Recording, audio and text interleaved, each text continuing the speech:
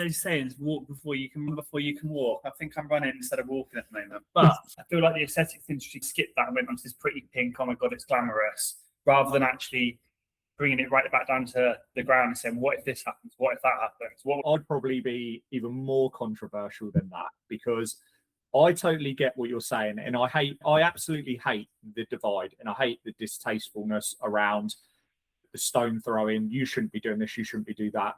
Totally agree. But I think what's wrong at the moment is, even the other day I was speaking to a doctor who I think he's incredible. You know the same doctor I'm sure I'm talking about. Dr. Lord, he's great.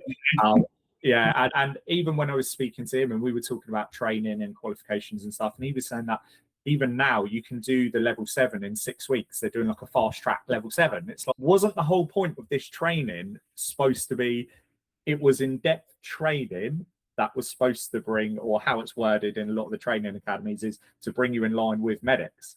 I just think even when I started out in the industry, you're blindsided by the industry. For me personally, when I was learning, when I was training, when I come out as I'm going to train in aesthetics, I just went for the biggest training provider with the most social media. That is what I went for, because that is what you go for. You think, God, they're really busy, they're going to be really good. And you do get sidelined by social media in that sense. So I think it's social media gives a false perception. Someone new coming into the industry, they probably see Darryl or some of the other higher name things all on social media and think, like, automatically they're thinking that's what I need to do to get to where they are. If you're booking an appointment with a dentist, you don't speak to the dentist before you go and have your appointment. If you're booking to have your hair cut, you don't speak to the hairdresser before you go and have your hair done. If that's what they want to do, they need to book consultation. I strongly believe that the people who are coming into this industry to earn a quick buck, and the training academies offering that, you can't be getting enough knowledge and support in a 1-2 day course. But again, so my argument there is, you pay once for poor training, you're going to pay twice anyway. So you might as well just pay the extra and invest time. It's like, you can't be advanced in 6 weeks. It's so misleading. And that's why I think it's such a minefield, this industry.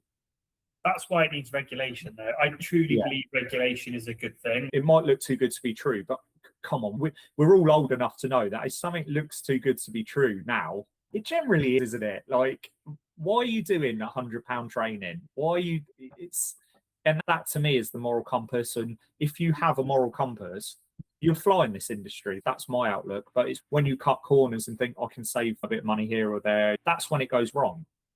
But I think a lot of clinics still do need to be aware that when you're running, not you, but as a clinic, if you're trying to run a summer sale ends midnight, you can't create scarcity when you're talking about invasive cosmetic procedures, because ultimately what you're doing is pressuring people into booking to have something done. All right, one last thing. There's no better feeling than being safe, because when something goes wrong, if you're safe, then be big-headed. You can be big-headed there. Don't be big-headed with big lips, be big-headed with big safety. But what is interesting is, if something happened in your clinic today, would you know what you need to do? Whether that be anaphylaxis shot, whether it be someone fainted, whether there was a fire. And I think that's why what you're offering with your compliance is so important, because in the moment, even if you do know, panic sets in and you go into fight or flight and you're like, what do I do?